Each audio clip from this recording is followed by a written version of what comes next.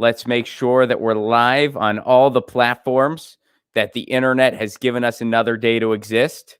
It's always here we go. And there we go. We're kicking in. We are kicking in.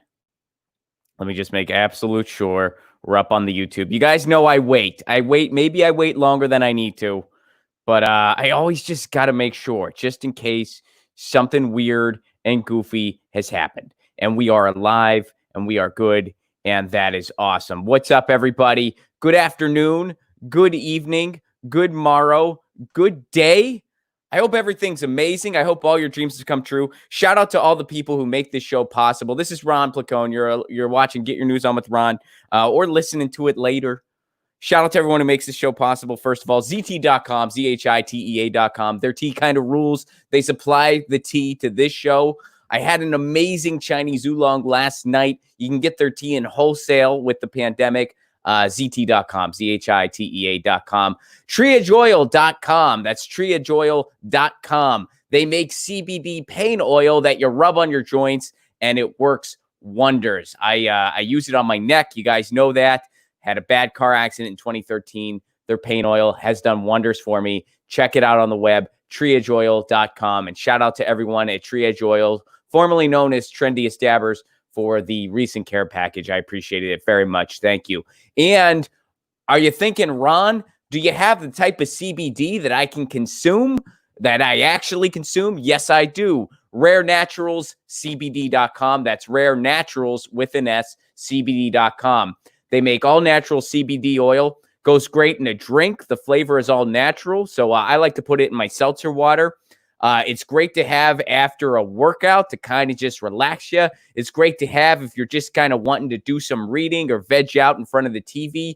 Or, if I feel a tension headache coming on, I'll put a couple drops in my water or another beverage of my choice, and it eases the tension. So it really does. It works wonders. RareNaturalsCBD.com. Go there and use the promo code Lucy at checkout. That's Lucy, Lucy, and you get 30% off your order. So go to RareNaturalsCBD.com. Use the promo code Lucy at checkout for 30% off your order. All right. Without further ado, got an amazing guest today. I'm so excited to talk to this guy. I read his most recent book that is available for pre-order now. He is an investigative journalist and reporter. He's done work for the BBC. He's done work for The Guardian. You already know who he is. And his most recent book, How Trump Stole 2020, really takes a deep dive into all the election integrity issues facing the United States and recent years. So please welcome to the show, Mr. Greg Palast. What's up, Greg? Hey, Ron. Glad to be with you. Thanks for being here. What's going on is the smell of mendacity. So trying to help you steal back your election. That's why. So I wrote a book called How Trump Stole 2020. Actually, wait, he disappeared. Magic trick.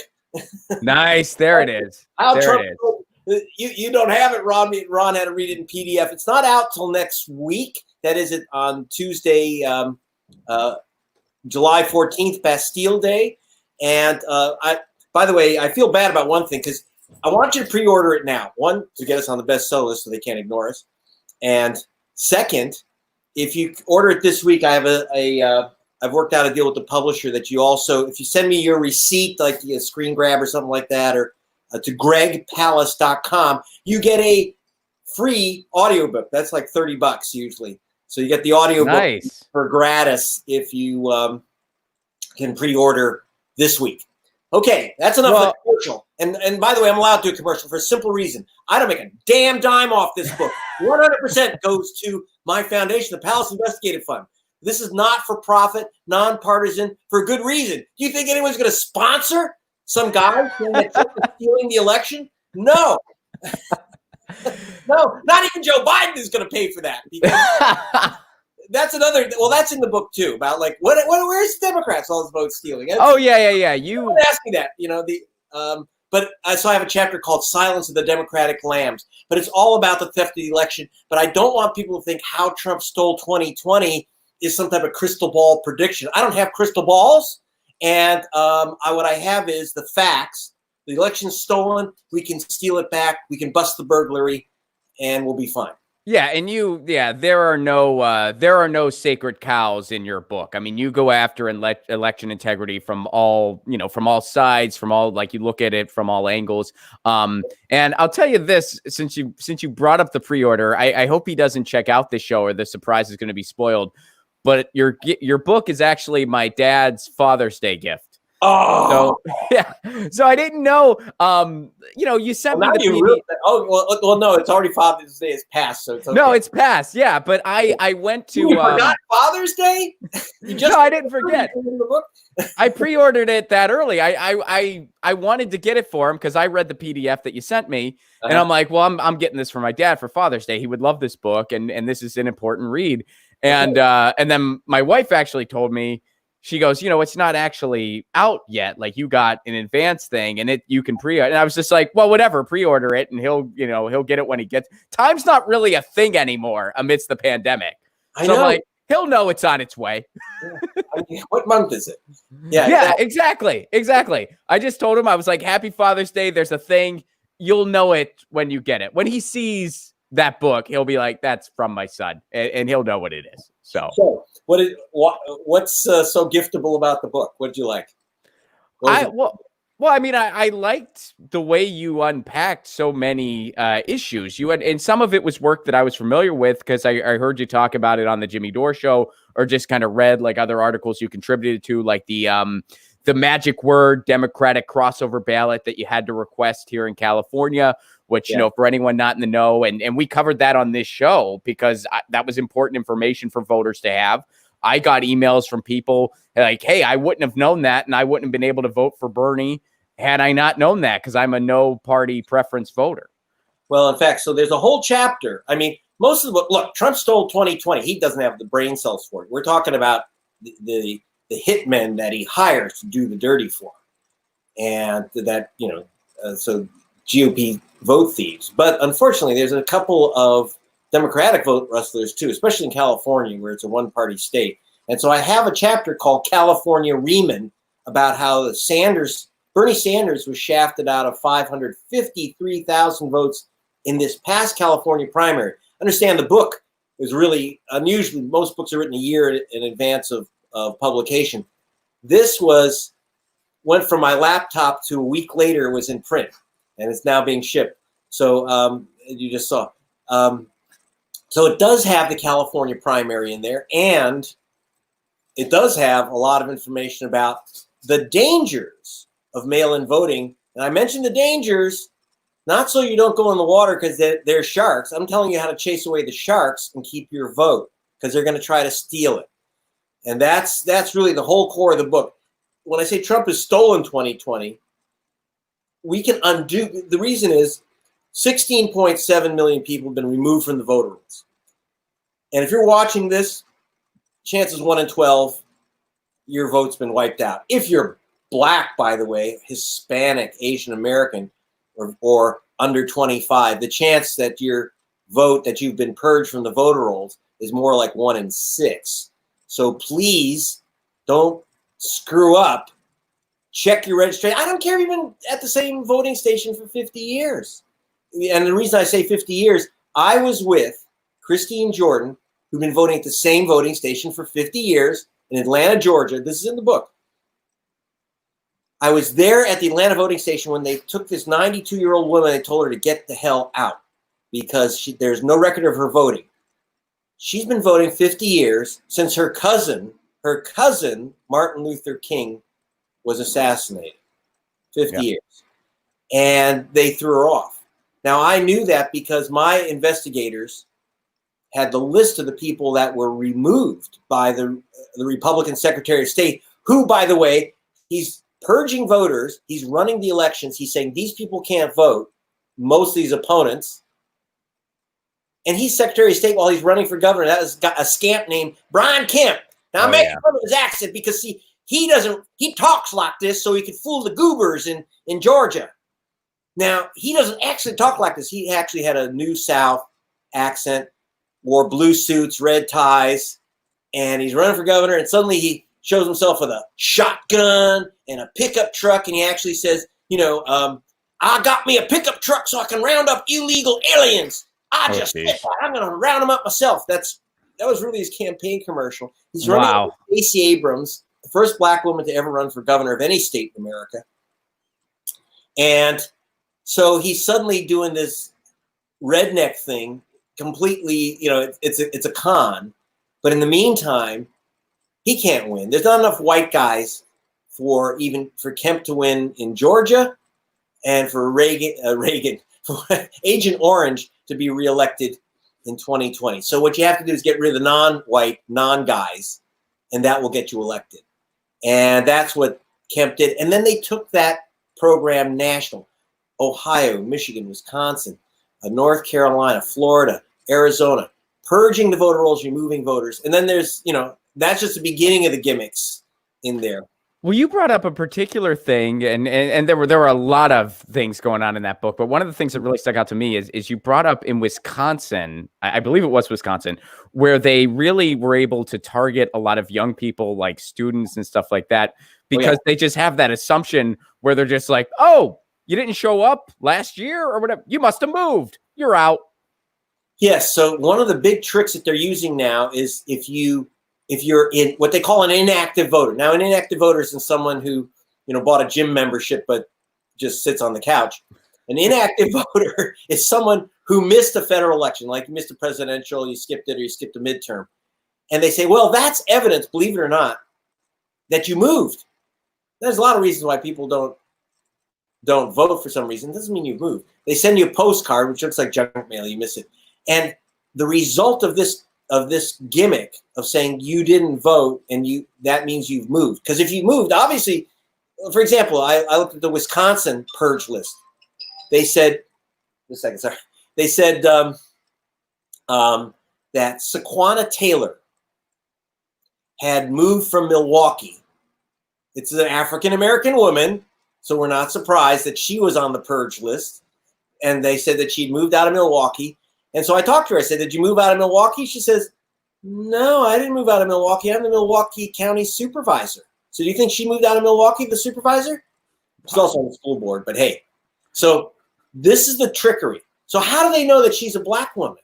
How do they know that, so the purge list was hugely heavy with people in Milwaukee and Madison, which is, of course, the University of Wisconsin. So students and African Americans. How do they know? They understand the statistics that if you use so people have registered, online. They communicate that way. They send the state their email. By the way, most voters give the state their email and phone number. And they send them a postcard. Now, in the inner city, about 20% of those cards never arrive to voters. So automatically, they don't even get the card to save their vote. And once you get it, it looks like junk mail. So this is a trick that they're using nationwide. It may sound, it's not as fancy or as sexy as someone in a cave playing with the software on the voting machine. Let me tell you something. A lot of African Americans would be happy to have their vote stolen. They don't get to vote. You get wiped off the voter rolls. So in Wisconsin, they figured out, and then they added this other stuff when you said, how do you target people? I have a chapter called Wisconsin Eats Its Young. Now remember, well, you may not remember this. It's just a trivia question at this point, but Donald Trump, Agent Orange, won Wisconsin by just 22,000 votes. They are trying to wipe out, as you see in my book, over 150,000 voters illegally. Now we're getting into 6 times Trump's so-called victory margin. And again, I said it was mainly black people and students. Now, if that doesn't work, they're going to use the trick that they used in 2016. Like, how did Trump win Wisconsin, which is, blue cheese eaters? You don't even think about it. I mean, everyone knocks Hillary for not campaigning a single day in Wisconsin. Well, Which is fair. She didn't think about the steal. She's incredibly naive. And so what happened was 2 weeks before the election, they changed the voter ID laws so that you have to have a state photo ID. Now, say, okay, well, you have a license. But excuse me, who doesn't have a driver's license? Ron, people without cars. Who doesn't have cars? Urban livers, low-income people, people use the bus. In other words, you call they're voters and of color. college Voters of students color, a and the lot color of is times. blue, Democrat, right? So Yeah. it's African Americans, Hispanics in Milwaukee, and then who else doesn't have photo voter IDs? Well, here's the interesting one. The University of Wisconsin has 182,000 students. 182,000 students. Now think of that. That's 6 times. No, my math is wrong. It's 9 times Trump's margin of victory. Yeah. 182,000 students. They have state photo IDs, but those photo IDs can't be used for voting. You'd have to use your concealed carry gun license you can use, but not your student ID. So this is how they play these games.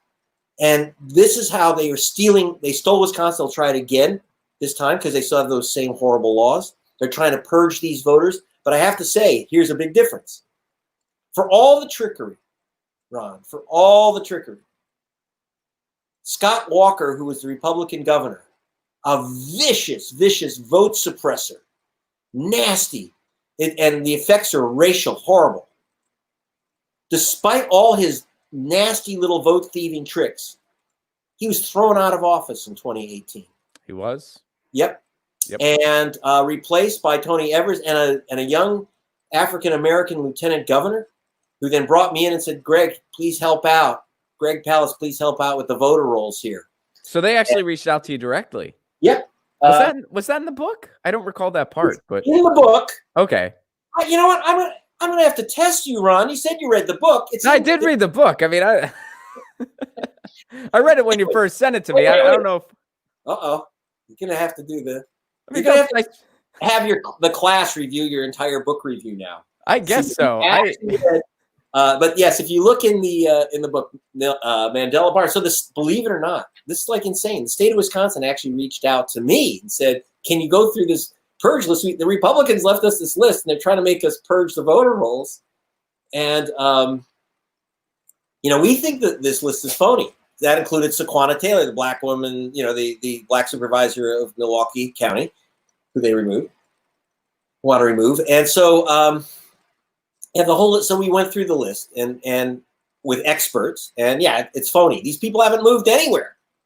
And you know what? The state, if they simply send them an email, would have known that. But they don't want students. They don't want black folk to vote. But that's all over the country, but especially it's geared into swing states. And then you'll see that it's a whole chapter also called Michigan, Michigas, same thing. There it's about not getting your ballots counted. Don't tell anyone, Ron, but we don't count all the ballots in America. That's official. We have this, people say these numbers are insane. But the thing is, I didn't make up the numbers. They came from the U.S. Elections Assistance Commission, which is this little agency which tracks our votes and also our non-votes. So, for example, 2 million ballots were cast and disqualified in 2016, including 75,355 ballots which were disqualified because the vote counting machines, which are scanners, they scan the paper, broke down in Michigan. And where did they break down? They broke down in Detroit. So if you lost 75,000 votes in Detroit, tell me who won Michigan, because supposedly Donald Trump won Michigan by 10,700 votes. But wait, so he wins by 10,000 votes, but 75,000 votes aren't counted in Detroit. Whose votes do you think those are in Motown? Yeah. Trump did not win Michigan if you count those votes. Trump didn't win Wisconsin if you counted the students that were blocked from voting and African Americans in Milwaukee. Trump didn't win Ohio if you put back on the voter rolls the voters that were purged, over 1 million. And here's the other ugly thing. We're all excited about mail-in voting. 22%, 1 out of 5 mail-in ballots never gets counted. About half of those never get. Ron, you can't mail in your ballot if it's not mailed to you.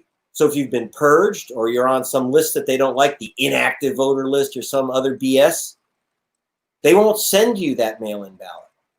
Even though you're a citizen, a registered voter, they won't send you your ballot.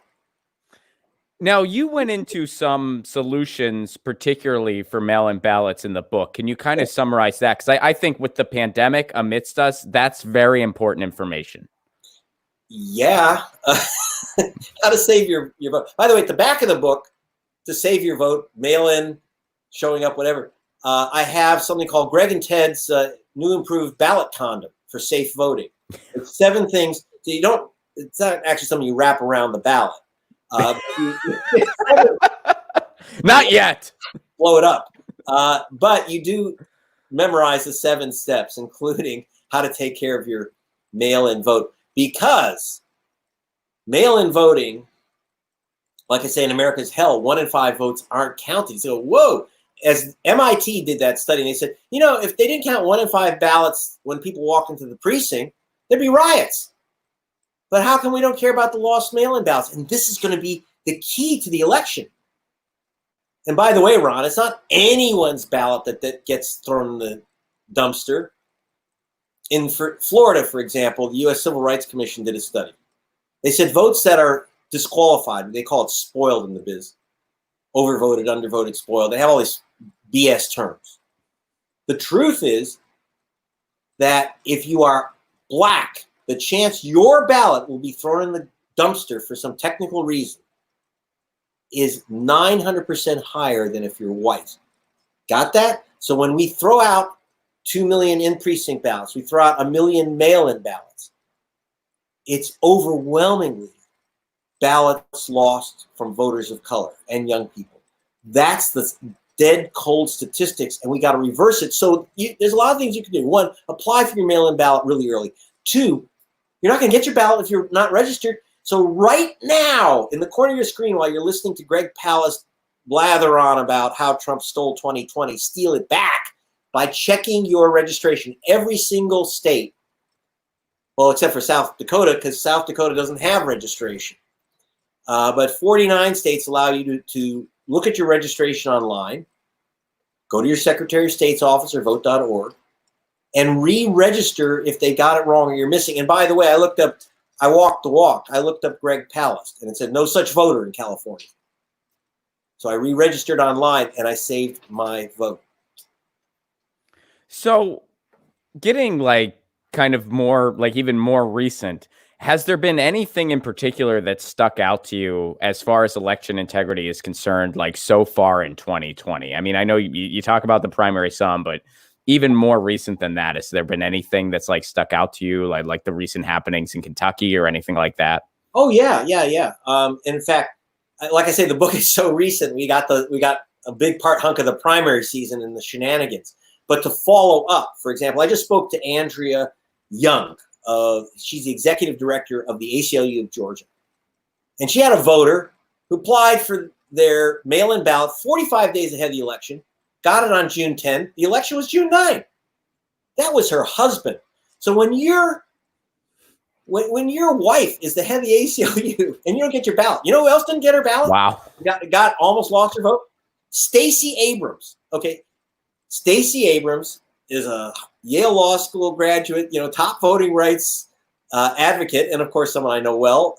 And as you know from the book, I worked a lot with her after the election, because I won't work with a politician during an election. But she took our information on how she'd been shafted, and she's been screaming bloody murder about the vote thievery and citing our information. In fact, she hired some of my experts to work with her. But she got her mail-in ballot. See, I got my mail-in ballot. Guess what? The return envelope was sealed shut. Sealed shut because of the humidity in Georgia. Now, how many thousands and thousands of voters got their ballots with the envelope already shut? Big problem, because if you rip open that return envelope, well, you can't use it. So then most people who don't have a Yale law degree, she knew what to do, which is you have to wait in line at your county office and get a new envelope. You got it. So people use their own envelope, send it back, and their vote's thrown away. They're thrown away. 100,000 people lost their mail-in ballots for postage due. If you're in Ohio and you're listening, my friends, you better put 2 damn stamps on that envelope. Not one. I know it has 1 square, but that's to fool you out of your vote. Okay? In Wisconsin, in Alabama, you need 1 a witness signature. In Alabama, you need 2 witness signatures, or, are you ready for this? You got to notarize your mail-in ballot. So what I'm telling you to do is you have to learn all the ways that they can steal your vote through the mail. So you got to fill out that ballot super carefully, make sure that if it requires witnesses, notarization, I'm sorry, it's not easy. You're stuck. Or you can wait in line and die.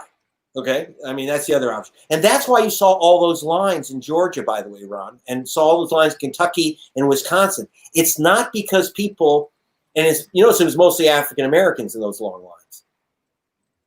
Now, that's bravery. They were willing to literally risk their lives for the vote.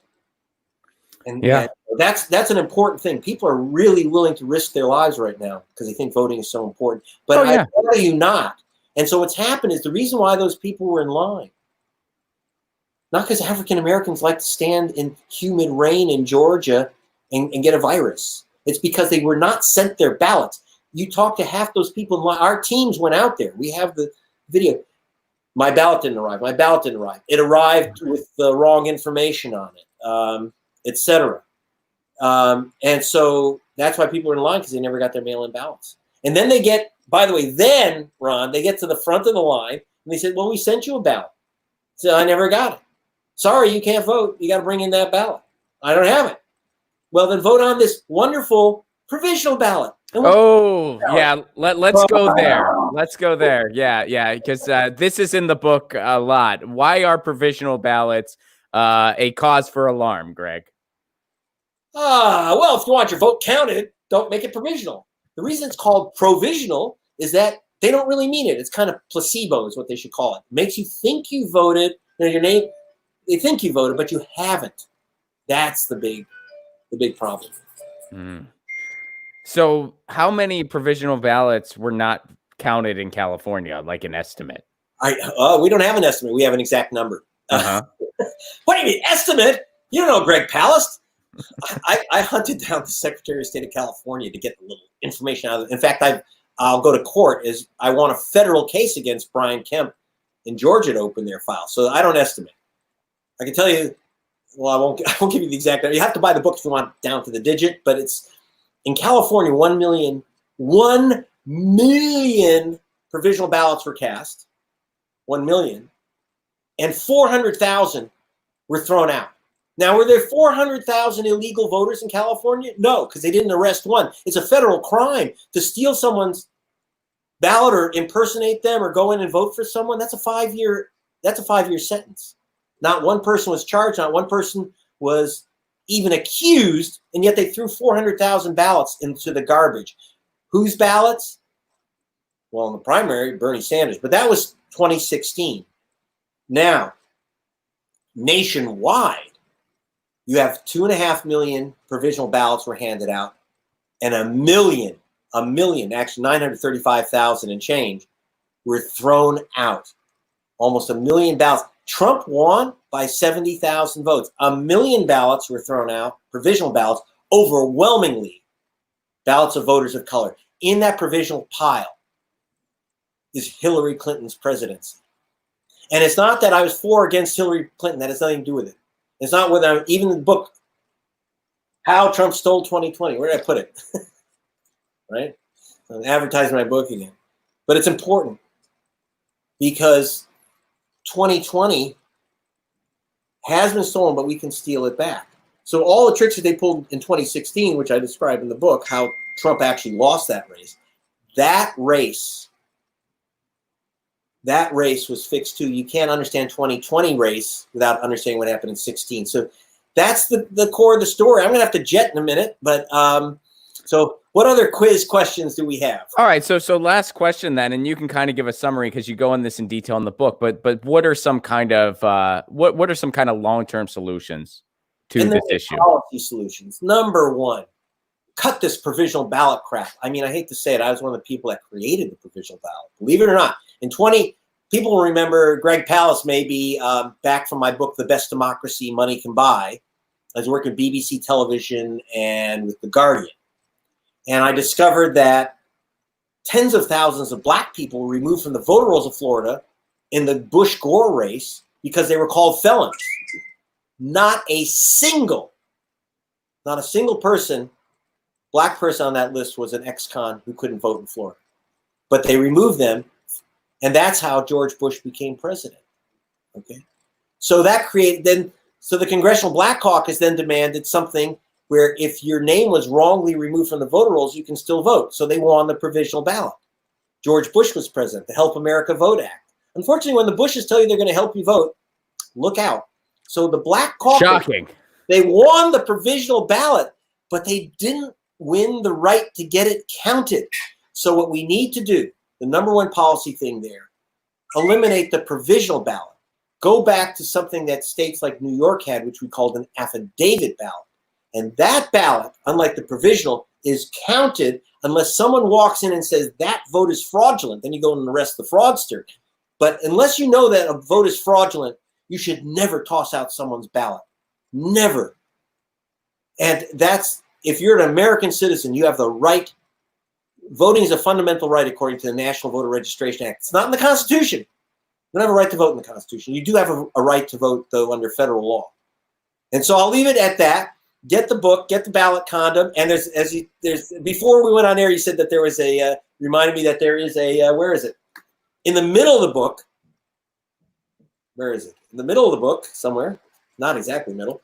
But there are this great comic book by Ted Rowell, the great comic, viciously brilliant comic artist. And there's a 48-page comic book in the middle. Get it for the book. Yep. I won't be offended if you just read the comic book. And so remember, if you go to if you pre-order it, and by the way, I don't make a dime off this. All the money goes to a not-for-profit foundation. I don't make money off these books. So go to Greg Palast, do it, gregpalast.com. Send a screenshot of your Amazon, Barnes & Noble bookstore thing, a receipt or a little shot, gregpalast.com. And you'll get a free audiobook download.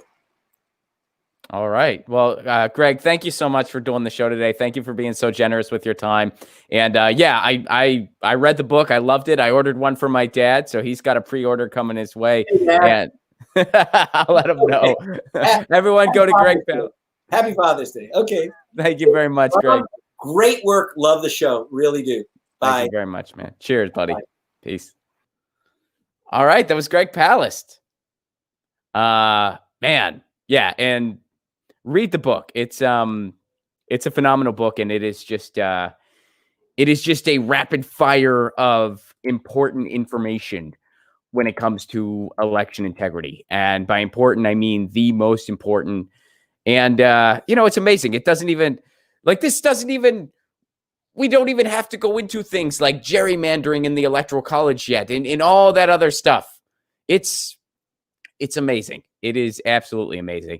What's up, Convo Couch? Thanks so much, guys. The Convo Couch says, we love Ron Flack 1. Thank you, guys. I appreciate it very much. And guys, go to gregpalast.com and pre-order that book. I do highly recommend it. I hope my dad doesn't check out the show today. He just learned, he still doesn't know YouTube, but he did learn podcasts recently. Like he discovered, like my sister showed him how to do podcasts. So he kind of knows how to do that now. So I don't know if he listens to my podcast or not, but if he does, later he'll find out that that's his Father's Day gift. I told him, I was like, hey, happy Father's Day. Your thing's not available yet, but it'll be there. And that was, so now he knows what it is. But yeah, I did pre-order that for my dad for Father's Day. I thought it'd be a good Father's Day gift. And like I said to Greg, when that comes in the mail, he's going to know that's from Ron. That's my Father's Day gift. So anyway, there you go. And I highly do recommend the book. Again, gregpalast.com to pre-order that. Thank you very much, Convo Couch, for the love. And thank you guys for all the work you do.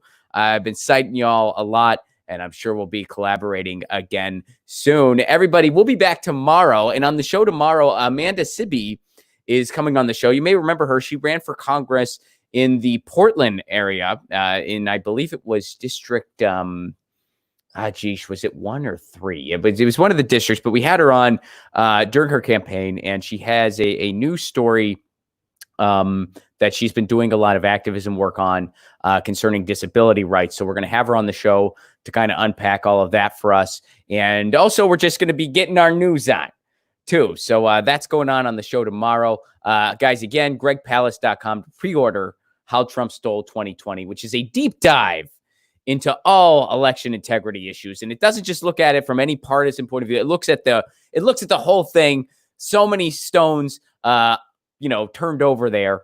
And again, as Greg pointed out, it is very, very, very timely and topical because they go into as recent as the 2020 primary. So please do check that out. In the meantime, you guys know the drill. We got something from Dennis. Dennis says, goal. Thank you very much, Dennis. Thank you very much for the super chat contribution. I appreciate that very much. You help keep this show, you help make this show sustainable. Oh, and by the way, I need to announce this because of some recent things that Patreon has done. My Patreon is active. My Patreon has always been and will always be a pay what you can model.